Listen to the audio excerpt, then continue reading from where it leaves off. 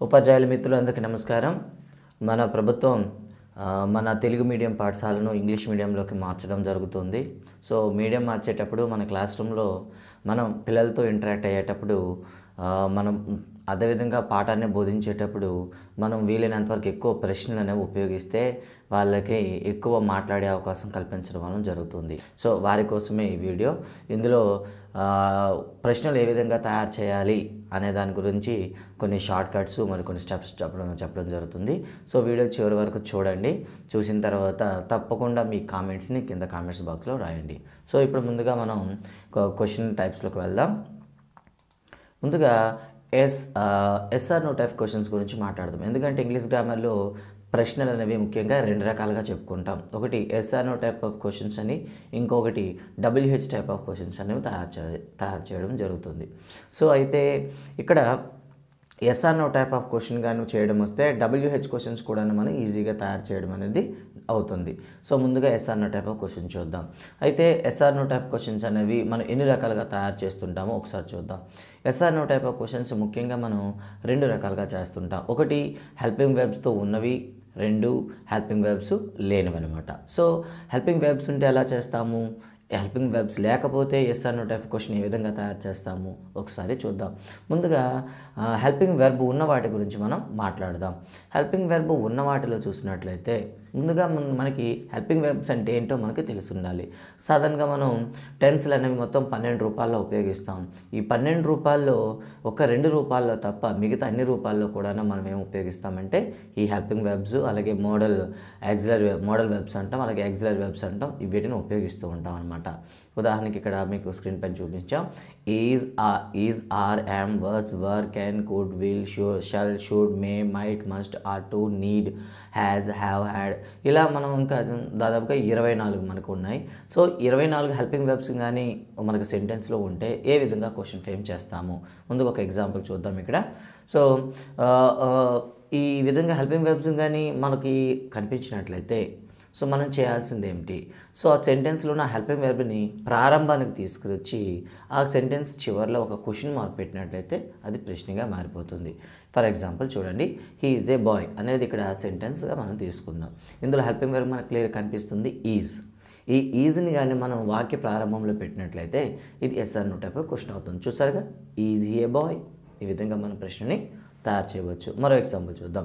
You must attend the session.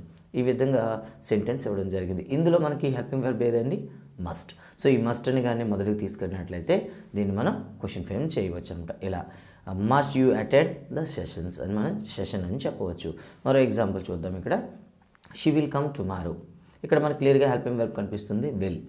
So ఈ విల్ని మనం వాక్య ప్రారంభానికి తీసుకెళ్ళినట్లయితే అది ప్రశ్నగా మారిపోతుంది. ఫర్ ఎగ్జాంపుల్ ఇలా, విల్ షీ కమ్ టుమారో. ఈ విధంగా మనం ఏం చేస్తామంటే హెల్పింగ్ వెర్బ్ కానీ సెంటెన్స్లో ఉంటే మనం ఈ విధంగా తేలిగ్గా ప్రశ్నల్ని తయారు చేయవచ్చు. మరి ఇక రెండవ రకం చూద్దాం. హెల్పింగ్ వెర్బ్స్ లేకపోతే, సో సెంటెన్స్లో కానీ ఎక్కడ కానీ మనకి హెల్పింగ్ వెర్బ్ లేకపోతే ప్రశ్న ఏ విధంగా తయారు చేస్తాం. ముందుగా మనకు విషయం తెలిసి ఉండాలి.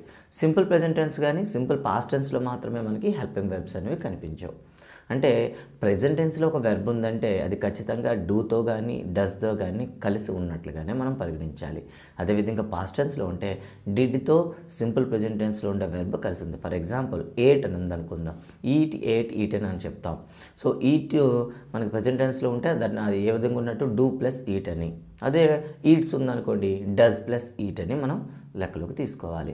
అదేవిధంగా పాస్ట్ టెన్స్లో ఏట్గా ఉందనుకోండి డిడ్ ప్లస్ ఈట్గా తీసుకోవాలి. ఫర్ ఎగ్జాంపుల్ ఇక్కడ స్క్రీన్ పైన చూడండి.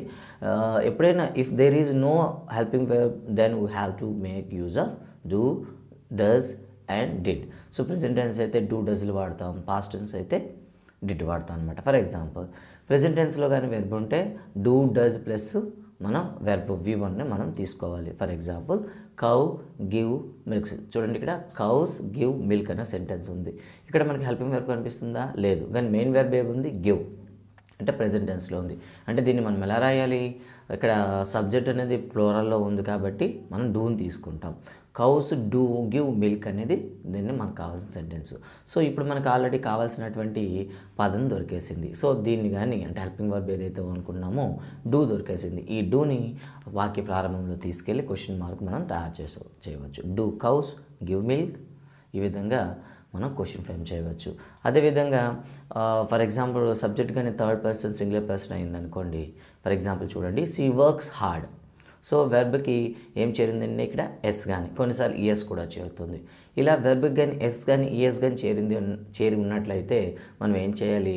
అక్కడున్న వెర్బ్ని మనం డస్ ప్లస్ వర్క్గా అంటే వెర్బ్గా మనం కన్సిడర్ చేయాలి. ఏంటంటే ఇక్కడ షీ డస్ వర్క్ హార్డ్ అనేదిగా తీసుకుంటాం. సో క్వశ్చన్ ఫ్రేమ్ చేసేటప్పుడు ఏదైతే మనం బీ ఫామ్ హెల్పింగ్ వెర్బ్ అనుకుంటున్నామో డూ, డస్, డిడ్ అని వాటిని ముందుకు తీసుకెళ్తే సరిపోతుంది. డస్ షీ వర్క్ హార్డ్, ఈ విధంగా మనం సో హెల్పింగ్ వెర్బ్ లేనప్పుడు కూడా మనం ప్రశ్నలు తయారు చేయవచ్చు. అయితే మరి వెర్బ్ అనేది పాస్ట్ టెన్స్లో ఉంటే ఏ విధంగా తయారు చేస్తాము? పాస్ట్ టెన్స్లో ఉంటే ఇంతకుముందే మనం చెప్పుకున్నాం, వెర్బ్ని ఎప్పుడు కూడా డిడ్ ప్లస్ V1 గాను మనం తీసుకోవాలి. ఇలా డిడ్ ప్లస్ V1గా తీసుకొని ఒక ఎగ్జాంపుల్ చూద్దాం. He took my pen. ఇక్కడ వెర్బ్ చూస్తే మీకు టుక్ అంటే పాస్ట్ టెన్స్లో ఉంది. సో పాస్ట్ టెన్స్లో ఉంటే మనం ఏ విధంగా రాయాలని చెప్పాం? Did plus present tense. So ఇక్కడ చూసినట్లయితే he did take my pen అంటే టుక్ అనే దాన్ని డిడ్ ప్లస్ V1గా మార్చామన్నమాట.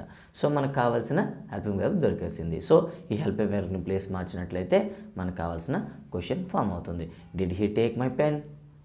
సో ఈ విధంగా మనం ఏం చేయవచ్చు అంటే మనం క్వశ్చన్ ఎస్ఆర్ టైప్ ఆఫ్ క్వశ్చన్ని తయారు చేయవచ్చు. అయితే మరి కొన్నిసార్లు ప్రత్యేకంగా హ్యావ్, హ్యాజ్, హ్యాడ్లతో వచ్చేటప్పుడు కొన్ని ప్రత్యేక సందర్భాలు రావడం జరుగుతుంది. అంటే హ్యావ్ అనేది కొన్నిసార్లు రెండు రకాలుగా వాడతాం. ఒకటి పొసెషన్ కేసులో, అంటే ఏదైనా ఓనర్ అయ్యేటప్పుడు లేదా ఒకటి కలిగి ఉన్నాము అని చెప్పేటప్పుడు హ్యావ్, హ్యాజ్, హ్యాడ్లను ఉపయోగిస్తాం. ఇంకొకటి ఎక్స్పీరియన్స్, అంటే కొన్ని యాక్షన్స్ తయారు చేసేటప్పుడు వీటిని మనం ఉపయోగించడం అనేది జరుగుతుందన్నమాట. సో ఇలా ఉపయోగించేటప్పుడు కొద్దిగా మనం డిఫరెంట్గా మనం వాడుతూ ఉంటాం. ఫర్ ఎగ్జాంపుల్ ఇక్కడ ఐ హ్యావ్ ఏ పెన్ అని తీసుకుందాం. ఇది మనకి పొసెషన్ కేసులో ఉంది. ఓకే, అదేవిధంగా ఎక్స్పీరియన్స్లో తీసుకున్నట్లయితే సో ఇలా ఉందనుకోండి, ఇక్కడ హ్యావ్ని మనం యాక్సిలరీ వెర్బ్గాని క్రియేట్ చేస్తూ సింపుల్గా హ్యావ్ ఐ ఏ పెన్గా మనం మారుస్తాం అనమాట. అలా కాకుండా ఎక్స్పీరియన్స్ కేసులో ఉందనుకోండి, ఐ హ్యావ్ కాఫీ అంటే జస్ట్ నేను కాఫీని తాగాను. So it is an action. Have అనేది ఇక్కడ ఒక యాక్షన్ని చెప్పడానికి ఉపయోగించాం అనమాట. ఇలా యాక్షన్కి చూపించడానికి మెయిన్ వెర్బ్గా ఉపయోగపడింది అనుకోండి, ఇప్పుడు ఖచ్చితంగా మళ్ళీ డూ కానీ డిడ్ కానీ అక్కడున్న సెంటెన్స్ బట్టి, అంటే హ్యాడ్ ఉంటే డిడ్, అదేవిధంగా హ్యాజ్ ఉంటే డజ్, హ్యావ్ ఉంటే డూలని హెల్ప్ తీసుకోవాల్సి వస్తుంది. ఇలా ఐ డూ హ్యావ్ కాఫీ, ఫైనల్గా do I have a coffee, do I have coffee, అలాగా మనం క్వశ్చన్ని ఫ్రేమ్ చేయవచ్చు అనమాట. ఈ విధంగా మనం ఏం చేస్తామంటే ఎస్ఆర్ అనే టైప్ ఆఫ్ క్వశ్చన్స్ని తయారు చేస్తాం. సో ఇక్కడ నెక్స్ట్ లెవెల్కి వెళ్దాం. ఇక WH క్వశ్చన్స్ ఏ విధంగా తయారు చేస్తాం? సో WH క్వశ్చన్స్ తయారు చేసేటప్పుడు చాలా కష్టంగా ఉంటుంది మనకి. సో ఇక్కడ మీకు సింపుల్గా మూడు స్టెప్స్లో మనం చెప్పుకుందాం. సో ఫస్ట్ వన్ ఏదైతే ఒక ఎగ్జాంపుల్తో స్టార్ట్ చేద్దాం. ముందుగా ఇక్కడ చూడండి, Sita is a writer, she has written a bunch of articles in Eenadu newspaper. చూసారు కదా, ఇక్కడ సీత అనే ఒక రైటర్ ఉంది. ఈమె ఒక ఆర్టికల్స్ పరంపర అనేది ఈనాడు పేపర్లో రాయడం జరిగింది. సో ఇప్పుడు దీన్ని మనం ఇక్కడ ప్రశ్నించబోతున్నాం. సో అండర్లైన్ చేసిన పార్ట్ చూడండి, ఏ బంచ్ ఆఫ్ ఆర్టికల్స్ అనేది ఇక్కడ అండర్లైన్, అంటే ఆన్సర్ అనేది ఏ బంచ్ ఆఫ్ ఆర్టికల్ అనేది మనకు రావాలి. ఇప్పుడు మనం క్వశ్చన్ ఫ్రేమ్ చేయాలి. క్వశ్చన్ ఫ్రేమ్ చేసేటప్పుడు కొన్ని సింపుల్ స్టెప్స్ ఫాలో అయితే సరిపోతుంది. ఫస్ట్ స్టెప్ ఏంటంటే, ముందుగా ఏదైతే మనం జవాబు కావాలి అనుకుంటున్నామో ఆ పార్ట్ తీసి మిగతా వాక్యాన్ని మనం గుర్తించాలి. ఇలా సో చూడండి, ఇచ్చిన సెంటెన్స్లో she has written a bunch of articles Eenadu పేపర్లో ఆన్సర్ ఏదైనా కావాలనుకుంటున్నాం, a bunch of articles. So దాన్ని రిమూవ్ చేయండి. రిమూవ్ చేసి మొత్తం సెంటెన్స్ని రాయండి. అప్పుడేమవుతుంది, she has written a Eenadu newspaper, she has written in Eenadu newspaper అని వచ్చింది. ఇక స్టెప్ 2లో ఏం చేస్తామంటే, ఆ వచ్చినటువంటి సెంటెన్స్లో హెల్పింగ్ వెర్బ్ ఏమైనా ఉన్నాయా అని మనం చూసుకోవాలి. యాక్చువల్గా అయితే ఆ సెంటెన్స్ని మనం డైరెక్ట్గా చెప్పుకోవాలంటే ఎస్ఆర్ నోట్ ఆఫ్ క్వశ్చన్గా మార్చేయాలి. సో ఆన్సర్ ఏదైతే ఉందో ఆన్సర్ అనేది తీసేసి మిగతా పార్ట్ని ఏం చేస్తారంటే ఎస్ఆర్ నోట్ ఆఫ్ క్వశ్చన్గా మార్చేస్తే సరిపోతుంది. ఎలా అంటే మరి మార్చేటప్పుడు స్టెప్స్ ఏంటంటే, ఫస్ట్ ఎస్ఆర్ నోట్ ఆఫ్ చేసేటప్పుడు మొదట హెల్పింగ్ వెర్బ్ని ఐడెంటిఫై చేయాలి. ఐడెంటిఫై చేసినటువంటి హెల్పింగ్ వెర్బ్ని ముందుకు తీసుకువెళ్ళాలి. సో ఇలా తీసుకెళ్ళినట్లయితే మనకి ఏమొస్తుంది, has she return in Eenadu newspaper అని వచ్చింది. చూసారు కదా, ఇక్కడ has she return in Eenadu news paper అనేది మనకి పార్ట్ అని రావడం జరిగింది. ఇప్పుడు తర్వాత చేయాల్సిన అత్యంత ముఖ్యమైన సంఘటన ఏంటంటే ఇచ్చిన జవాబుకి సరిపోయేటటువంటి WH వర్డ్ ఏదైతే ఉందో వాటిని ఉపయోగించాలి. సో మనకి WH వర్డ్లు చాలా ఉన్నాయి, మనకు తెలుసు. How, what, when, where, whom, whose అని ఉన్నాయి కదండి. సో ఇందులో ఏదేది ఇప్పుడెప్పుడు వాడాలి, సో ఎప్పుడు సెలెక్ట్ చేయాలనేది ఇక్కడ మనకి చాలా ఇంపార్టెంట్ అనమాట. సో ఇక్కడ చూద్దాం ఎప్పుడెప్పుడు సెలెక్ట్ చేయాలి.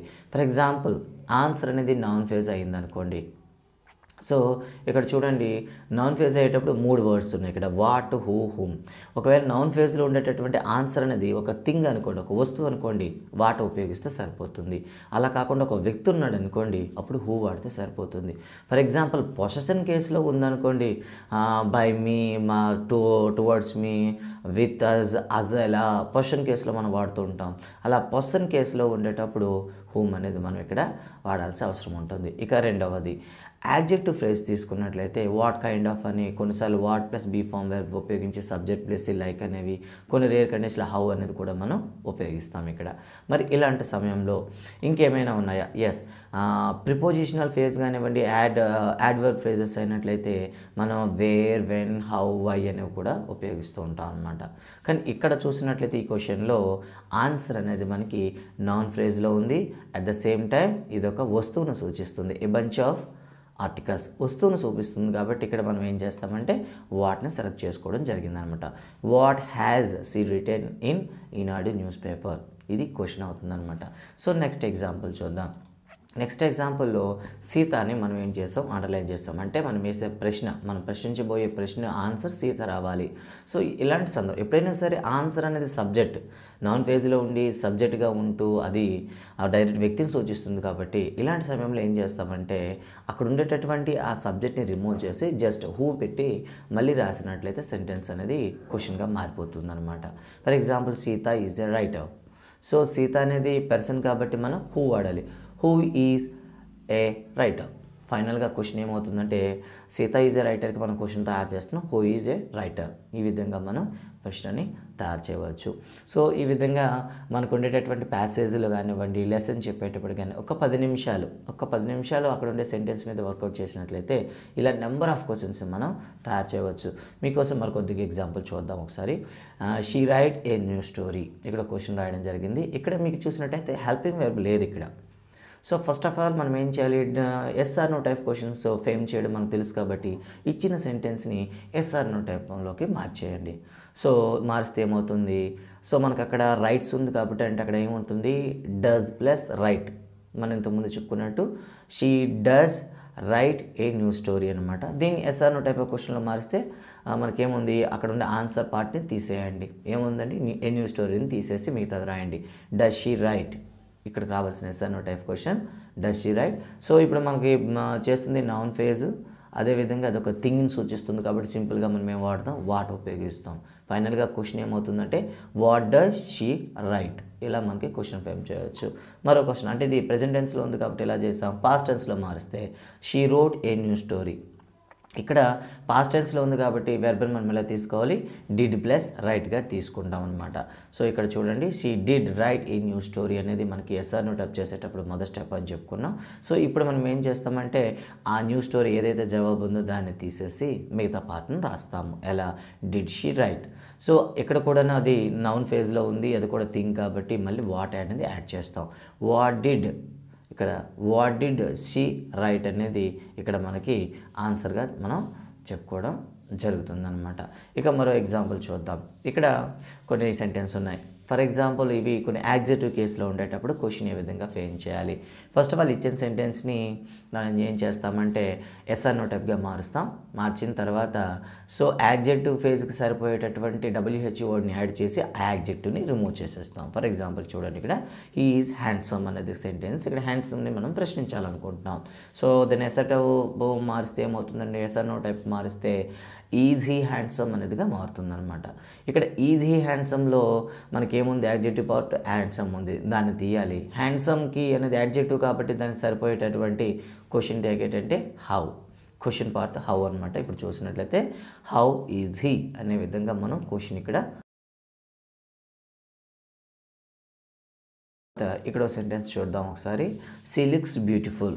ఇక్కడ సెంటెన్స్ ఇవ్వడం జరిగింది, సీ లుక్స్ బ్యూటిఫుల్. సో ముందుగా దీన్ని ఏం చేస్తాం, ఎస్ఆర్ నో టైప్ క్వశ్చన్గా మారుస్తాం అనమాట ఇక్కడ.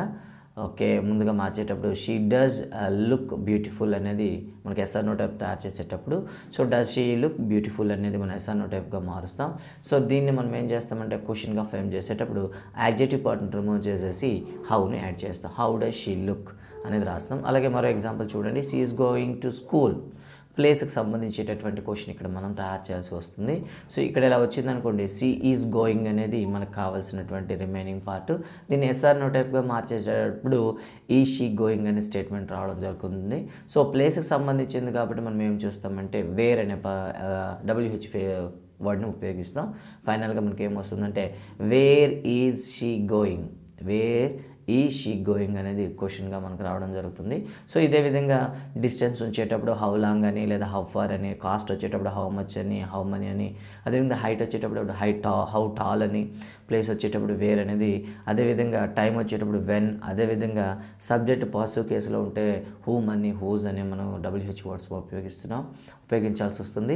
సో వీటిపైన మరి కాస్త ప్రాక్టీస్ అనేది నెక్స్ట్ వీడియోలో మరిన్ని ఎగ్జాంపుల్తో మేము ముందుకి తీసుకొస్తాను. సో అంతవరకు వీటిని బాగా ప్రాక్టీస్ చేయండి.